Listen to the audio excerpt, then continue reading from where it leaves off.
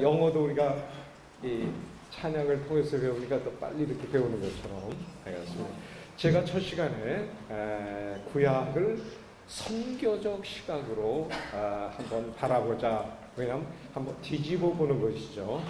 물론 선교보다도 이 성경이 더 중요한 단어이긴 하지만 이것이 선교의 책이라면은 선교적 시각으로 성경을 한번 볼 때 좀 더 그 원문의 뜻이 좀 더 드러날 수 있겠다라고 생각을 해봅니다. 저는 선교를 통해서 하나님을 이해하는데 좀 더 많은 깨달음이 있었던 사람입니다. 왜 그러냐면은 우리 하나님은 선교의 하나님, 그렇죠? 선교의 하나님, 미셔너리 갓. 존 스토트 목사가 생전에 많은 글을 썼지만 아주 유명한 아티클이 있습니다. 짧은 아티클의 제목이 Our Loving God, Our Living God, Our Living God is Missionary God. 우리의 살아있는 하나님은 선교의 하나님이다, 선교적 하나님이다 라는 아티클이었습니다. 거기서 핵심이 하나님의 귀한 속성, 선교에 대해서 이제 얘기를 하고 있습니다. 그래서 이 성경을 선교적 시각으로 볼 때 가장 이해가 잘 될 수 있겠다는 생각을 좀 해보면 좋겠고요. 또 한 가지는 우리가 선교에 동참할 때 그 하나님을 잘 이해하게 돼요. 그렇죠? 하나님의 사랑은 사랑을 받을 만할 자격이 없는 인간을 하나님이 무조건적으로 사랑하신 거 아닐까요? 그럼 선교사가 한 번도 우리가 그 민족을 위해서 죽으리라, 그 민족을 위해서 내 생을 투입하리라 생각한 적이 없잖아요. 우리는 여태까지 좋은 학교, 명문 대학교에 들어가기 위해서 좋은 직장과 좋은 남자, 여자를 구하기 위해서 달려왔지만 우리가 선교지로 가는 것은 정말 다른 방향이잖아요. 이게 하나님의 방향일 수 있어요. 쿠어바디스에서 나오는 베드로가 로마의 원형 경기 밑에서 수많은 사자의 밥이 되고 절규하는 많은 그리스도인의 장면을 보고 열광하는 많은 로마 시민들 속에 한 사람 파묻혀가지고 한 흰옷을 입은 사도가 지팡이를 그걸 바라볼 때 그의 마음속에 어떤 마음이 있어요. 안타까운 마음이. 또 한 가지, 아직도 나에게 할 일이 많이 있다라고 생각하며 그가 발길을 돌리지 않습니까? 이 핍박이 없는 이곳을 떠나서 저기 외지에 자기가 가다가 로마 근교의 한 산에서 주님을 만나자 불빛을 만날 때 이 베드로가 한 유명한 말이 있습니다. 질문, 코어디스 도미네, 주여 어디로 가시나이까? 주님의 방향은 베드로의 방향과 정반대 방향. 너는 지금 이 핍박을 피해서 가는데 나는 저 핍박의 현장으로 가겠다고 얘기하고 있잖아요. 그래서 베드로가 자기의 갈 길을 돌리고 주님의 발길, 주님의 발길은 어떤 핍박이 있는, 사실 가나안 땅의 본질은 젖과 꿀이 흐르는 땅보다도 정말 우상 숭배가 들고 있는 그러한 선교지라고 하는 시각을 우리가 생각하면 좋을 것 같습니다. 이제 그런 점에서 주님의 시각은 선교적 시각이고 좀 더 그리스도의 이름을 부르지 않고 핍박이 있는 그 지역을 향해서 가고 있다는 거예요. 여기서 베드로는 유명한 깨달음, 십자가의 의미를 깨닫고 나서 자기가 주님처럼 어떻게 죽을 수 있습니까? 자기를 거꾸로 매달라고 그래서 거꾸로 십자가에 죽었다는 그런 얘기. 이제 그렇기 때문에 그가 오늘날까지 우리에게 소위 신앙의 영웅으로 추앙받고 있지 않나 싶은 생각이 듭니다.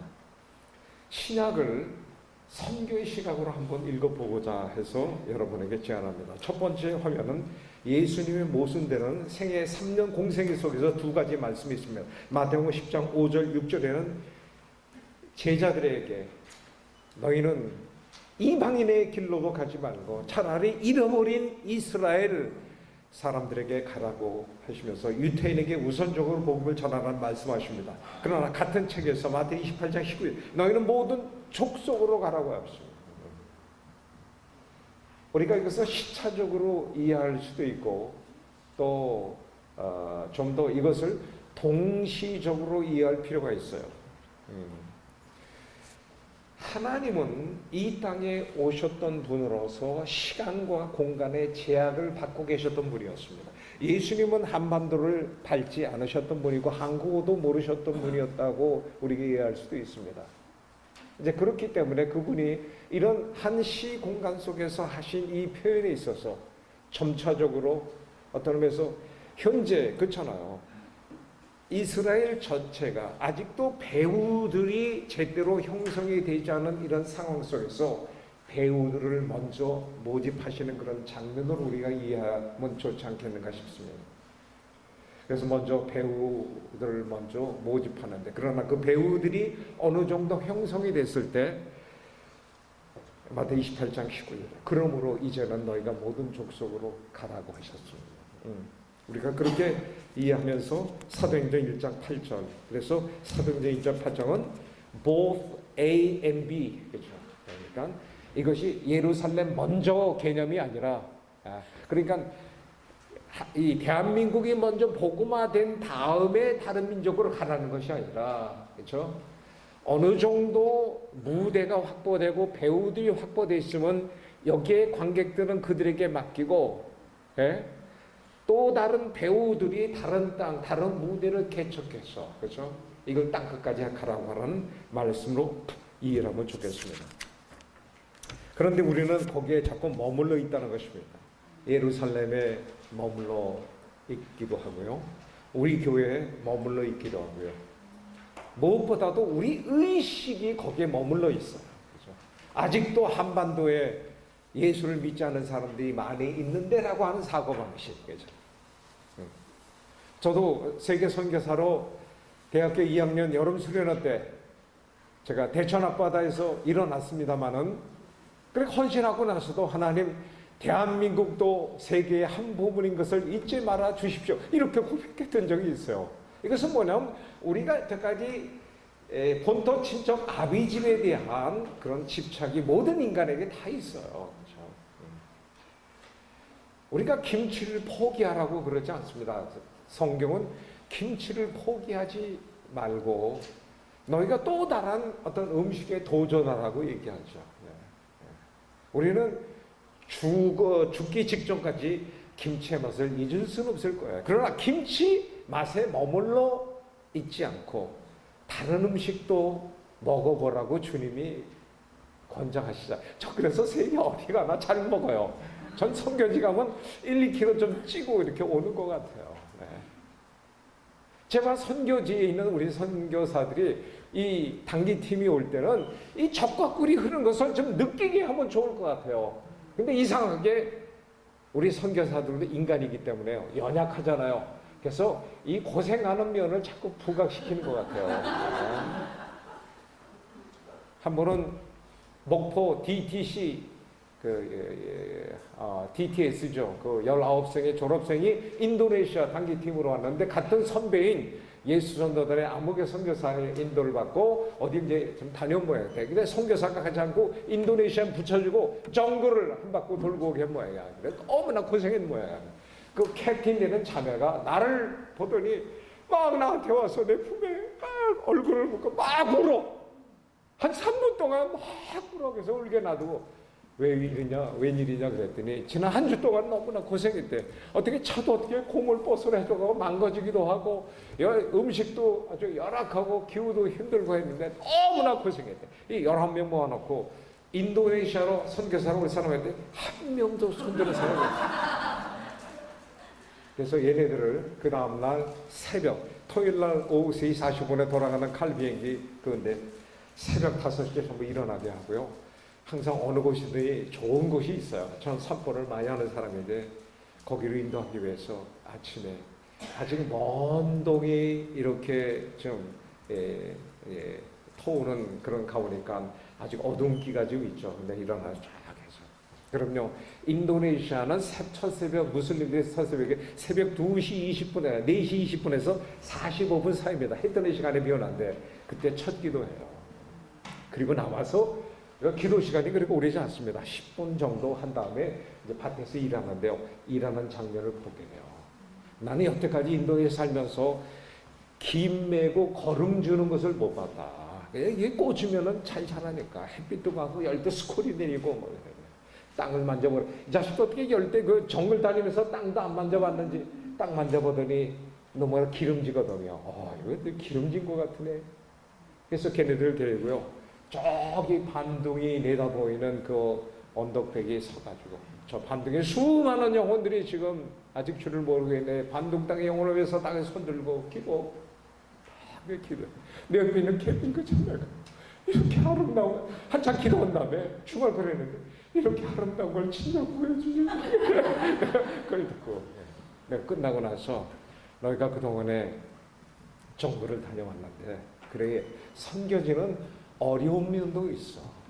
나도 말라리아라는 적 있고 댕기 열병을 앓은 적이 있지만 내가 인도네시아에서 알게 된 것은 정말 이 땅이 젖과 꿀이 흐르는 땅이고 광대하고 아름다운 땅이야. 오늘 봤잖아. 얼마큼 아름다워. 걔네들 중에 얼마큼 다시 인도네시아로 왔지 모르겠어. 나중에 걔네들 다 보내고 나서 내가 그 예수 전도단 그 선배에게 내가 꾸짖었어요. 야, 너희들도 자주 안 들어가는 정글 왜 단기팀만 오고 정글에 뺑뺑 걸리냐? 이게 선교사의 연약함이에요. 그래서 저는 선교사들에게 젖과 꿀이 흐르는 땅이라고 표현한 것은 하나님의 동기부여 말씀이에요. 이스라엘 한 번도 가보지 않은 땅을 가고 그 말을 듣고 가고 싶어 하는 땅, 그러나 그 땅에서 만난 것은 가나안 족속, 헷 족속, 여부 족속 같은 이방인들이잖아요. 선교적 인카운터가 일어나는 그 땅이라는 것이죠.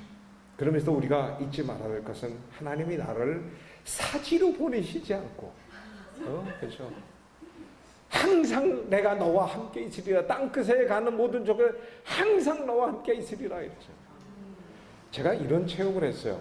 이게 참 할 얘기가 많이 있는데 그래요. 이거 한마디만 하고 저는 옛날 대학교 1학년 예수 믿고 나서요 전도를 참 버스 안에 전도하고 남새를 하셔도 우리가 막 이렇게 우리 친구들이 깃 하나 메고 하면 사람들이 막 앉아서 1970년 초에는 그랬어요.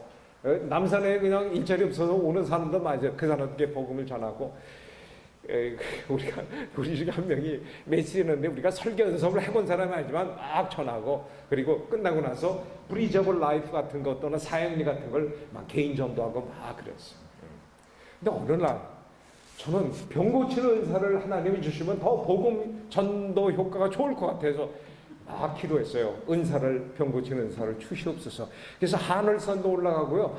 하늘산에 올랐더니 막 그 기도해요. 여러분 방언의 은사뿐만 아니라 병 고치는 은사 9가지 은사를 몽땅 구하십시다. 그래서 우리는 주여 몽땅 주시옵소서 이렇게 기도했어요. 몽땅 임하기는커녕 하여간 인도네시아에 갔어요. 어느 날 우리 동료 교수가 병원에서 사망했다는 연락을 우리 학장님 통해서 받았어요. 저기 뭐죠? 식중독으로 인해서 급히 죽었다고 그래요. 시체 실험교 가기 전에 학교 측에 연락한다고 확인하라고. 우리 학장님이 날라리 기독교인인데 그래도 얼마큼 진지하게 내가 목사인 줄 아니까 그분들은 목사가 특별한 능력이 있는 줄 알아요. 나를 불러다가 의사가 이렇게 통보가 왔는데 그래도 당신이 마지막으로 한번 기도해 줬으면 좋겠다고. 야, 그 말을 듣는데 내가 은사를 받은 적도 없는데 이게 밖에 차를 대기해 놨다고 그래요. 이게 동료 교수들이 따라 나서고 내가 실려서 가는데 난 가시방석에 실려가는 기분이었어요. 생각해 보세요. 난 그때 내 마음속에 내가 거듭났지만 약간 이상한 완악한 마음이 약간 들어요. 주님, 하늘산에서 그렇게 구할 때는 안 주시더니 나를 이제는 코로나로 몰고 가십니다. 그냥 서운한 생각이 들려요. 그러면서 내 마음속에 주님, 알겠습니다. 당신의 종의 체면이 구겨지면 당신의 얼굴은 멀쩡할 것 같습니까? 그래도 내가 을이잖아요. 저분이 영원한 갑이잖아. 주님, 제가 오죽하면 이런 망령된 생각이 다 나겠습니까? 죄송합니다. 한번 봐주십시오. 내가 사실 그렇게 기도하는 마음으로 실려갔어요. 의사와 간호사를 만나니까 가망이 없대. 시처실 옆에 방에 들어가니까 하얀 천으로 다 덮어놨어. 얼굴을 확인하니까 우리 동료 교수 맞아. 한번 확인해 보잖아요. 우리 아버님 시체를 제가 만져본 적이 들어본 적이 있나요? 죽은 자는요 무거 축 늘어졌어. 제가 어떻게 하겠어요? 난 내 생애 속에 이런 장면. 뭐 생각이 안 나. 마리키타 브루도와 브루사마사마 다 같이 기도합시다. 내 세계 속에 이렇게 간절히 3분 동안 인도네시아어로 간절히 기도해 본 적이 없어요. 큰 소리로 기도하고 나서 달람나마 또한 예수 그리스도 까미 브루도와 아민, 내가 아민 했고 동료 교수가 아민 했는데 누워있는 이작자가 눈을 번쩍 뜨는 거야. 야, 그때 방 안에 울려 퍼지는 탄성. 나는 솔직히 그때 내가 너무 소리를 크게 질렀나 이런 생각이 들었어. 왜냐면 믿어지지 않는 거야 내가. 에? 그때 은사라는 게 이런 거구나. 은사라는 영어로 gift라는 말인데 선물을 갖고 있는 자가 가장 선물을 줘야 될 right time과 right place를 그분이 아시는 거야. 그것이 무시된 주여 몽땅 주시옵소서 해서 주실 때도 있지만, 줄 때 있지만 바로 그 장소 그 시각에 하나님이 그 기적을 베푸신 거예요. 병원이 난리 났어. 그렇잖아요? 난리 났어. 학교에도 소문이 퍼지고 나서 그 다음에 하여간 병든 자, 귀신 들린 자를 막 사람들 막 데려와서 한동안 제가 곤욕을 치렀던 적이 있었어요. 곤욕보다도 즐거움이죠, 어떻게 보면. 예. 이래요. 하나님이 하여간 인도네시아는 어느 섬에는 너무나 가난하기 때문에 포도주 성찬식에는 포도주가 없잖아요. 물로 포도주를 대신해서 하는데 나중에 마시는 사람들이 포도주 맛이 나는 거예요. 뭐 이런 기적도 있어요. 예. 근데요, 제 주치의가 온누리교회 장로님 김국용 장로님인데 이분이 청년 시절에 이제 술 마시고 이렇게 해서 뇌를 조금 다친 적이 좀 있으셨다고 그래요. 의사가 돼서 했는데 주무시다가 이제 이렇게 좀 떨어지신 모양에 침대에서 굴러가지고 다시 이렇게 재발이 됐는지 알게 돼 있지만 그래서 여기 건대 부속병원에서 입원해서 제가 여러 번 찾아뵀어요. 제 주치의 그러니까 제가 이렇게 쫓기도 했어요. 아이, 김정로님 이렇게 아프시면 어떡해. 주치의가 아프시면 제가 어디 갈 데가 있어요. 예? 병원 다 이제 쉬게 문 닫고 이렇게 하니까 내가 답답해서 그분이 쉬고 있어요. 그런데 그분이 저에게 이렇게 했어요. 옛날 옥기대학에서 죽은 동료 교수를 살린 한정국 성사님 나를 위해서 한번 기도해 주세요. 내가 기도는 하겠다고 했지만 갑자기 주변을 살펴보니까 의사들이 지금 열심히 살리겠다고 다 하고 있고 최신의 기술로 저거 있는데 의사도 포기하지 않고 이분도 의술에 의지해서 있는데 그 주문은 저에게 새로운 도전이었어요. 저희 기도는 다시 이렇게 응답되진 않았어요. 그것을 보면서 하나님의 은사에 참 이런 면도 있다는 것을 느낍니다. 그래서 저는 은사를 right time, right place를 적어놨는데 같은 예수님인데 왜 선교지에서는 그 주님이 더 크게 보일까? 더 크게 능력을 역사하실까? 의사도 포기한 가운데서 나타난 역사와 의사가 포기 안 돼 있는 어떤 이런 최고의 의술이 있는 데는 왜 이러한 기적을 행하시지 않을까 하는 것이 제가 갖는 의문이자 그러나 또한 신비스러운 면이에요. 그러니까 선교지는 이 한국 땅에서 일어나지 않는 일들이 많이 일어나요. 그렇잖아. 왜냐 다른 방도가 없잖아. 그렇잖아요. 그렇다고 해서 초자연적 세계가 전부가 아니에요. 하나님은 자연적 세계, 그러니까 오병이어 아무것도 없는 데서 행하시는 것이 아니라 5가지 떡하고 2가지 물고리 자연 세계를 통해서 오병이어 기적을 행하시는 거죠. 그렇죠. 어떤 때는 우리의 조그만 오병이어 헌금을 통해서 하나님이 역할을 하시잖아요. 그렇죠. 네. 난 이상한 체험에서 제가 쓸개 돌이 이제 찼나 봐요. 성교지 다니면 뭐 석회성 물 많이 저는 그런 거 그렇게 너무 구분하지 않아요. 그냥 그 사람들도 저거 했는데 그 일일이 다 어떻게 미네랄 워터 그런 거 해요. 그냥 다 그러다 보니까 이게 많이 커졌던가 봐요. 네. 의사가 아무래도 이건 철저해야 되겠습니다 해서 이제 철저했어요. 그랬더니 요즘엔 간호사들이 그걸 물로 씻어가지고요. 이렇게 또 이렇게 좀 주더라고요. 기념으로. 제가 우리 집에 보관하고 있는데 돌이 콩알만한 게 90개, 반할 만한 것이 18개, 108개가 나왔어요. 의사가 그래. 집도하는 의사가. 이건 신비스럽습니다. 어떻게 108개가 있는데 이게 터지지 않고 단단하게 그냥. 저는 그날 아침에도 이 복근 운동, 헬스클럽에서 복근 운동을 했다니까요. 근데 통증이 없이 그냥 했거든요. 근데 그렇게 했대요. 그 의사가 나중에 50만 원인가 헌금 봉투를 나에게 주면서 당신은 비범한 사람 같습니다. 자기 여태까지 집도한 그 쓸만한 쓸개 중에서 어떻게 이게 그래서 난 집도하는 의사가 나에게 헌금한 이것도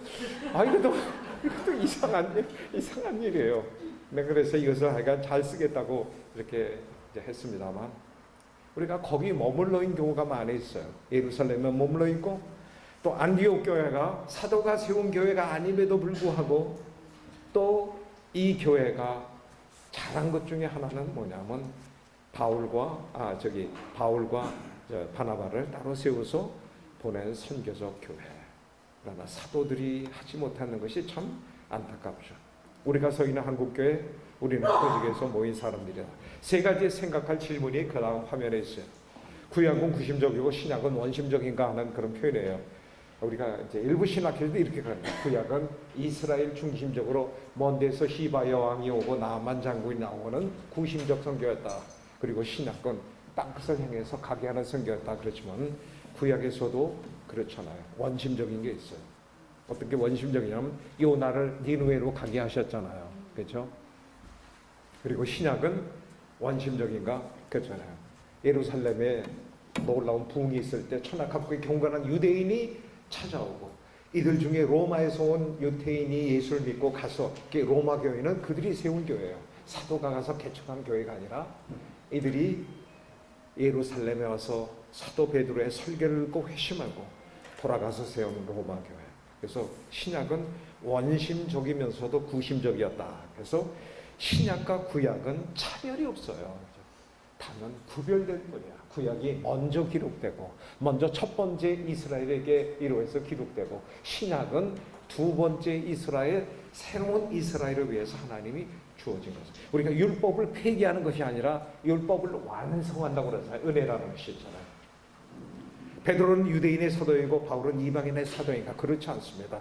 바울에게도 내가 이스라엘과 이방인을 위해서 너희를 세운다고 그랬어요. 단지 바울은 아직 현재 교회가 예루살렘의 교회가 유대인에 집중하고 있으니까 좀 더 소외된 이방인을 향해서 자기가 나갔을 뿐이고 베드로는 나중에 이 이방인 선교에 참여해서 로마에서 결국 순교하게 되죠. 신약교회는 이스라엘을 대체한 것인가? 대체했다기보다도 연속적인 그런 면에서 남은 가지 있잖아요. 그래서 사실 구약과 신약의 중간에 400년의 갭이 있어요. 이 400년의 갭을 중간기라고 그래요. 중간기. 그렇죠? 이 남은 자들이 이 400년의 어떤 배후 역할을 합니다. 그리고 그 중에서 대표 발탁된 12명의 사도들, 예수님의 12명의 사도들, 또 120문도까지 이렇게 해서 예수님의 제자들, 그래서 예수님의 제자는 유태인 중에서 먼저 출발점을 보이죠. 그렇다고 해서 유태인들이 어떤 특권이 있다는 것이 아니에요. 그렇죠? 우리가 잊지 말아야 될 것은 이스라엘에 대한 올바른 이해와 접근입니다. 지금의 이스라엘을 우리가 착각을 할 수 있는데 지금의 이스라엘은 정치적 이스라엘이에요. 원래 사실 그 사람들에게 유대인들의 이스라엘은요, 구약 사마리아의 원조인 과거 북쪽 이스라엘 그랬잖아. 그래서 남쪽 유대 왕국이 사실 정통성을 이어갔거든요. 북쪽 이스라엘의 후예들이 사마리아. 그래서 예수님 당시에 그 이스라엘 사람들은요, 이 사마리아를 개, 돼지 취급했어요. 그래서 그쪽으로 갈 때도 돌아서 갔다니까요. 근데 사실 지금의 이스라엘이라고 하는 것은 1948년도 제2건국을 하면서 이들이 채택한 이름인데 이것이 우리로 하여금 조금 착각을 하게 만들어요. 여러분 또 성지에 대한 잘못된 생각이에요. 이스라엘을 성지라고 생각하죠. 성지 여행 떠납시다. 사실 지금 여러분이 앉아있는 이곳이 더 성지가 아닐까요? 이것이 성령이 더 임하는 것 아닐까요? 거기는 지금 적그리스도 사람들이 선교사라고 그러면 들어가질 못해요. 기독교 선교사라고 하면. 그래서 우리가 숨기고 들어가야 됩니다. 제가 몇 번 다니면서도 늘 긴장 속에 들어가고요. 거기서 기독교인은요, 핍박을 받고 있어요. 지금 유튜브에 한창 떠 있는 회복이라고 하는 영화가 있어요. 김종철 감독님이 만든 영화인데요. 거기서 보면 그 땅에서 그 메시아닉 기독교인들이 핍박을 받고 있어요. 지금 3만 명이 채 못 되죠. 제가 알고 있었던 통계는 몇 년 전에 통계 27,500명 정도 통계고, 대략 이스라엘 땅에 블레셋이라고 그래요. 블레셋 후예가 지금 팔레스타인이 아니겠습니까? 팔레스타인에 기독교인이 훨씬 더 많아요. 10배 정도 더 많아요. 이스라엘의 기독교인보다도 팔레스타인, 블레셋 후예 중에서 기독교인이 약 30만 명 가까이 돼요. 제가 그곳에서 영어와 또 통역을 통해서 설교를 했지만, 이것도 참 아이러니하죠. 우리가 지금 어느 편이 되고 있어요? 우리는 이스라엘 편이 되고 있잖아요. 지금 이스라엘하고 이집트가 전쟁이 났어요. 우리가 누구 편이 돼요? 심정적 우리는 이스라엘 편이 되죠. 저도 그랬어요.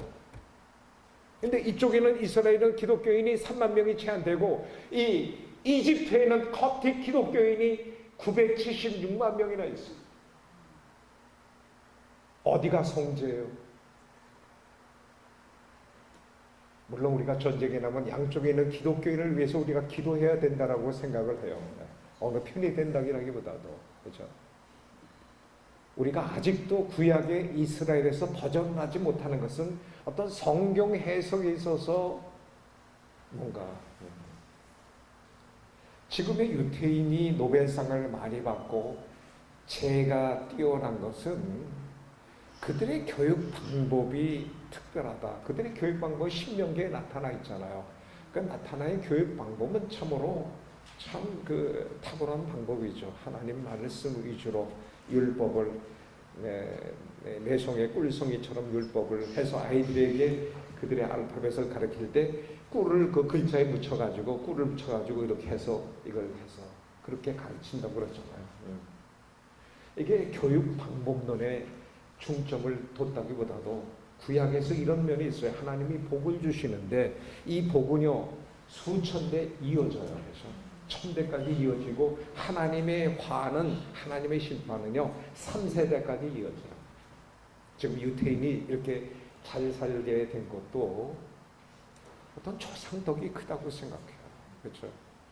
그들이 첫 번째 선택함을 받은 족속으로서 어떤 이 유전자에 있어가지고 그런 면에서 축복이 지금도 이어지고 있어요.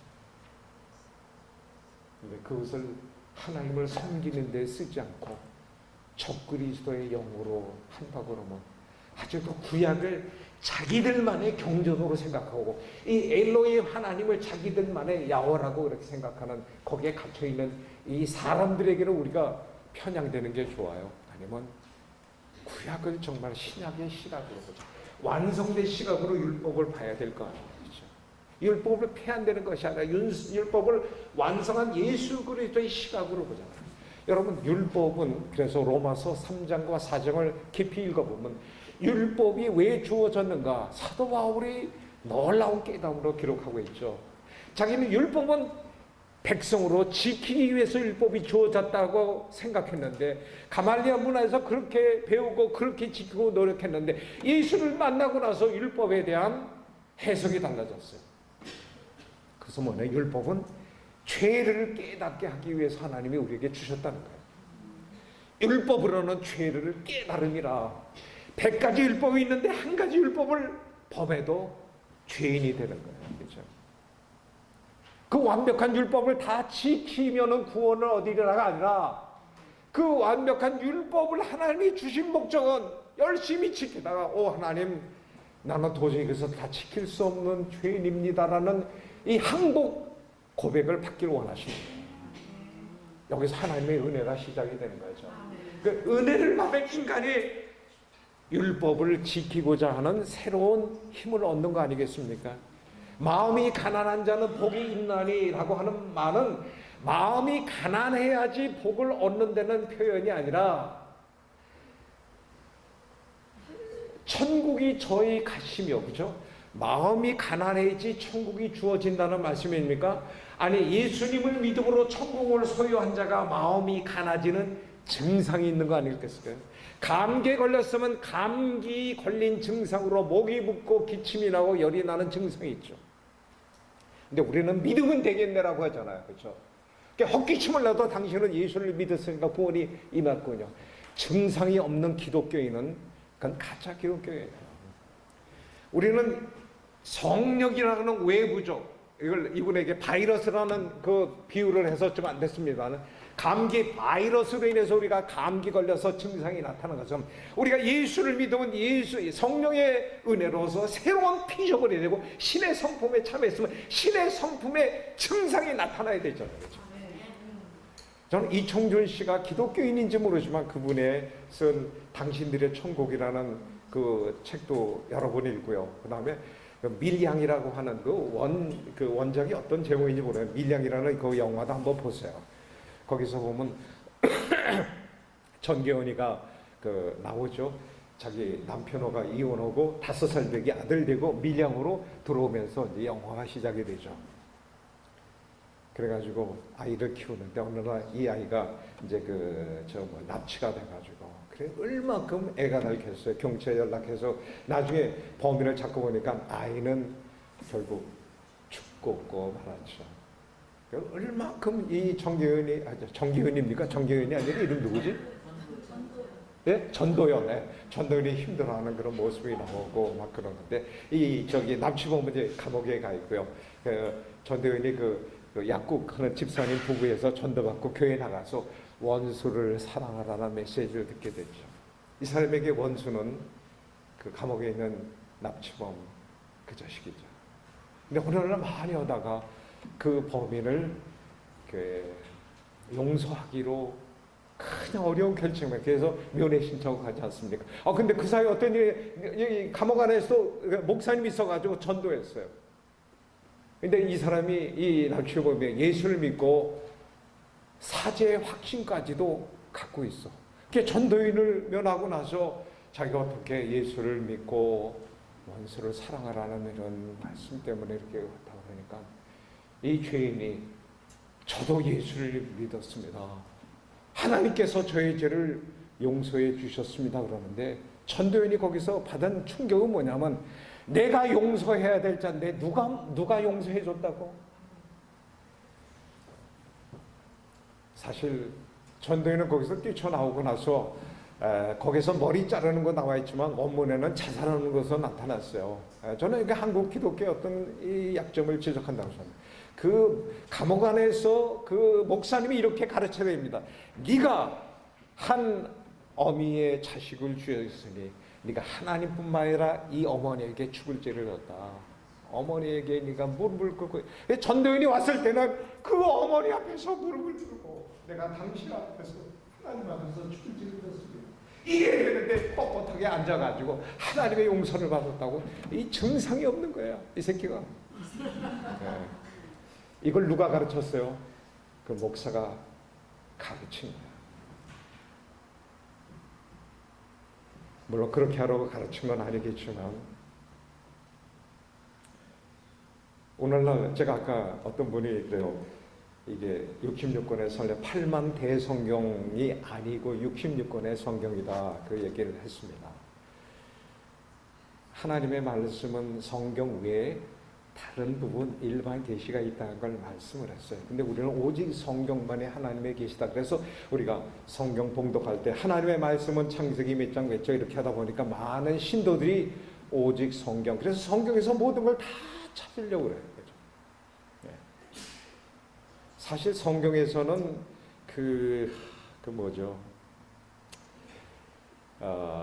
낙태에 대한 구체적 표현이 없어요. 이건 교회가 결정을 해야 돼요. 그렇죠? 일반 계시로 교회가 낙태는 범죄다라는 것을 결정해야 되는데 교회가 그걸 침묵을 지키잖아요. 오직 성경만 전하다 보니까.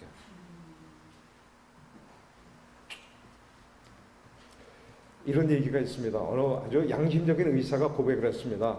여러분, 감기약을 복용하면 감기가 일주일 만에 낫습니다. 그러나 감기약을 복용하지 않으면 7일 만에 낫습니다 라는 표현을 썼습니다.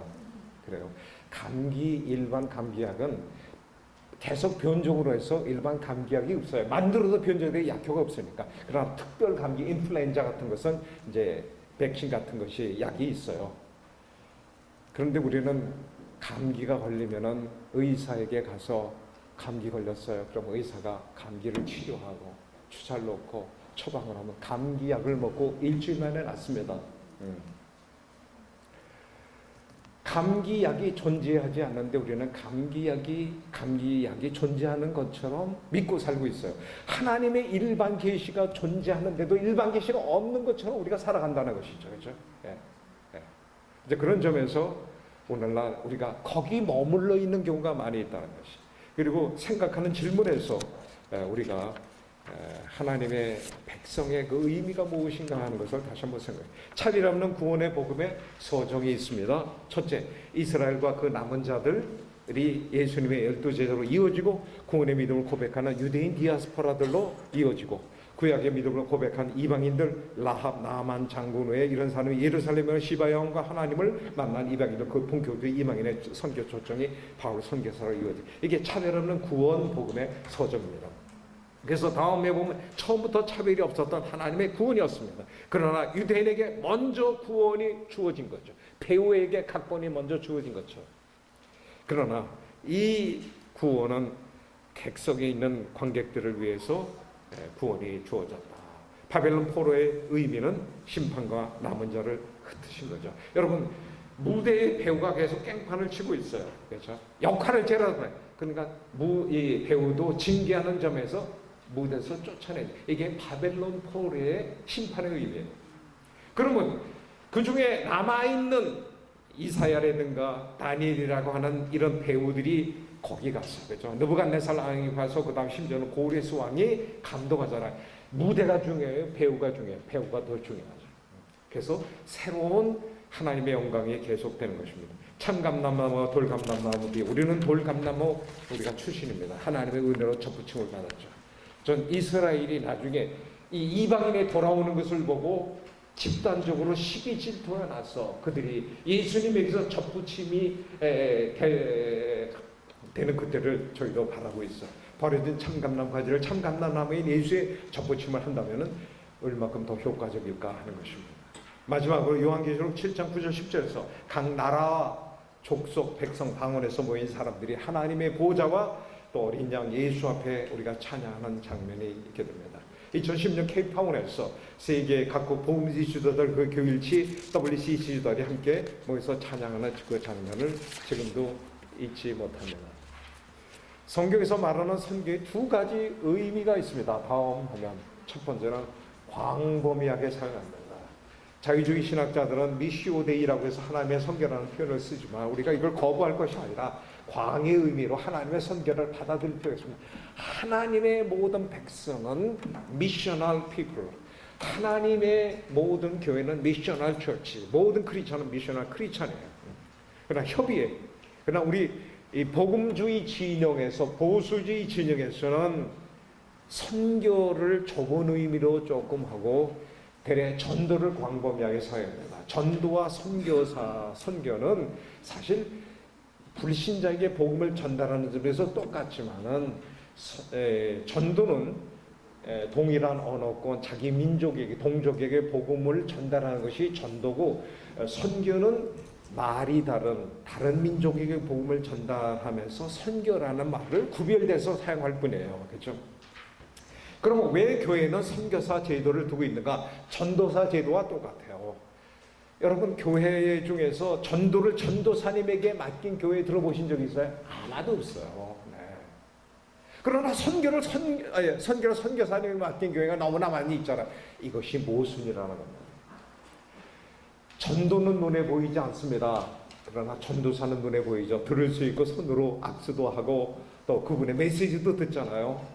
그러면 전도사님을 만나고 그들의 말을 들으면서 나에게도 전도 사명이 있다는 것을 상기시켜요. 이게 교회의 제도예요. 성경에서의 메시지 패턴이죠. 선교사 제도 말, 선교기도 편지, 선교사를 만나고 선교지에 이제 방문해서 선교사의 어떤 메시지를 듣는 것을 통해서 나에게도 선교적 책임이 있구나 하는 것을 교회는 의도하는 것입니다. 그래서 크로스컬처럴 이벤젤리즘이 협의의 선교입니다.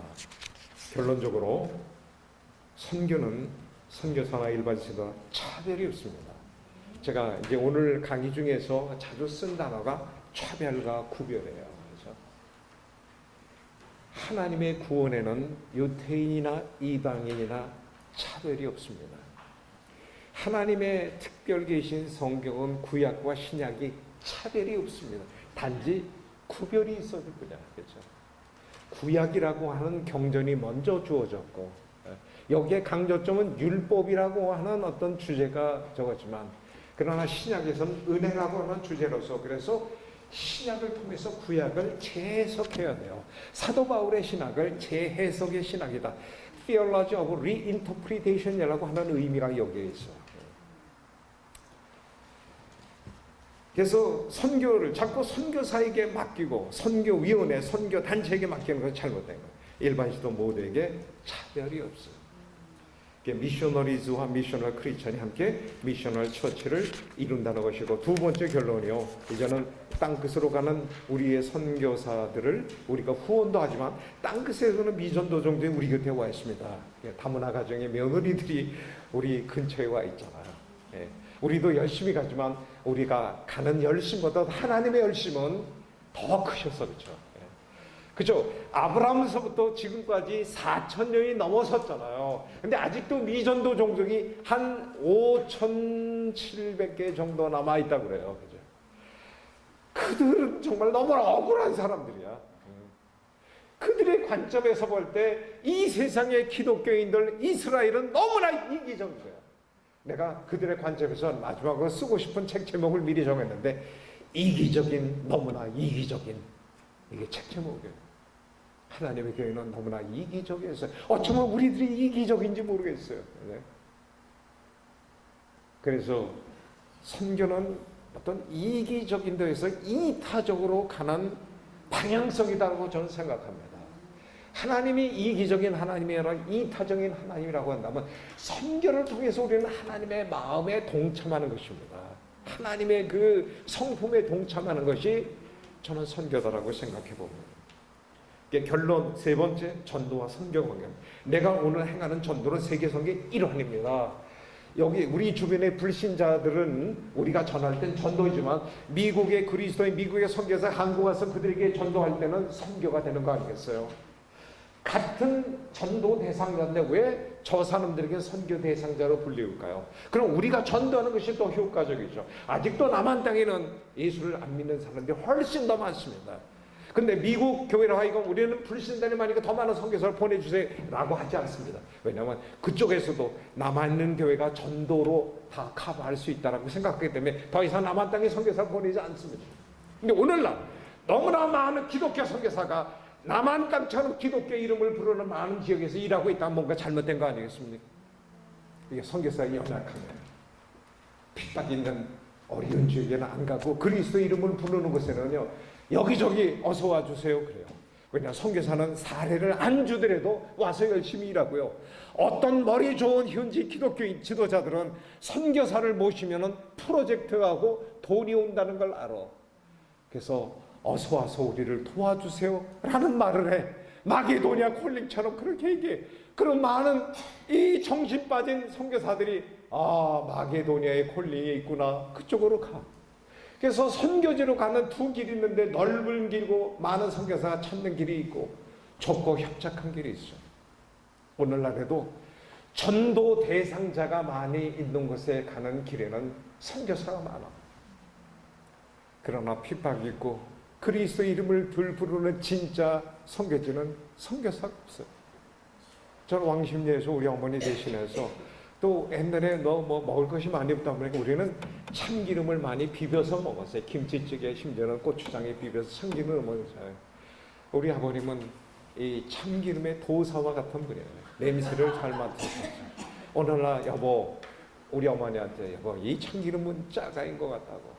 그래서 어머니를 따라서 제가 시장에 제가 이 가방 모찌로 많이 다니거든요. 야 아들아, 참기름집 좋은 데 있으면 찾아봐라. 네 눈이 좋을 테니까. 그래서 저는 시장에 가면요 제일 먼저 참기름집 찾는데 선수야. 어느 날 멋진 참기름집 발견했는데 마분지에다가 그 썼어요. 진짜 참기름 팝니다. 저랬어요. 그래서 우리는 진짜 참기름주에서 사다가 먹었는데 이것도 몇 개월 지나서 우리 아버님이 야 이것도 뭔가 좀 짜가 냄새가 난다. 그 다음에 우리 어머님이 나에게 또 특명을 내려서 야 인마 잘 좀 찾아봐. 어느 날 제가 발견한 정말 멋진 순 진짜 참기름 팝니다. 오늘날 선교가 그래요. 순 진짜 선교가 필요한 시대예요.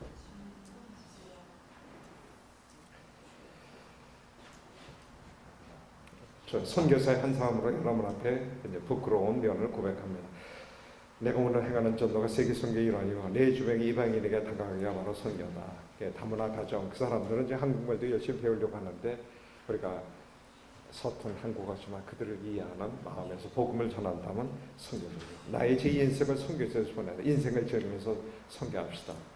되레 그 불의한 청지기가 선교지에서 잘 보내요. 필리핀에 갔더니 또 말레이시아에 갔더니요 그 집값이 한국보다 싸고 또 물가도 싸고 그러니까 또 골프를 치면서 꽃닦기 나무에 벨라가서 멋진 골프장이 내다보이는 곳에서 우리 선교사들 제가 음식을 접대하는데 저기서 골프 누가 쳐요? 한국인들 같은데 한국에 돈 많은 사람들이 와서 골프를 치고 있어요. 그럼 한국의 기독교인들이 좀 와서 여기서 골프를 치면서 복음을 그 주변에 있는 또 자기 식모에게 복음을 전하면 되겠네 그런 생각이 됐어요. 저는 그래서 골프를 치면서 선교합시다 이런 얘기까지 합니다. 여러분 제 강의가 좀 다소 어려운 분도 있겠고 또 너무나 많은 이제 예화 속에서 정을 해서 좀 궁금한 점이 있을 텐데 제가 여기 이메일 번호가 있어요. hanjiku@daum.net이라고 했는데 이쪽으로 여러분이 좀 질문을 혹시 이메일이 힘든 분은 자기 주변에 있는 사람을 통해서 질문해 주시고 의견해 주시면 제가 답변해 드리겠습니다. 제가 충분한 토의 시간이 없었던 점을 좀 아쉽게 생각하면서 이제 물러날까 합니다. 기도하겠습니다. 하나님 감사합니다. 하나님 감사합니다. 선교와 성경이란 제목을 갖고 오늘 귀한 분들과 함께 시간을 보냈습니다. 과연 말씀이 그러한가 하여 날마다 성경을 상고하는 그런 사람들처럼 우리가 성경의 깊은 의미를 선교적으로 다시 한번 깨닫는 귀한 하나님의 일꾼들이 되게 하여 주옵소서. 이 미스바 킹덤 스쿨을 미션 스쿨을 주의 이름으로 축복하옵고 예수 그리스도의 귀하신 이름으로 기도합니다. 아멘. 여러분 감사합니다.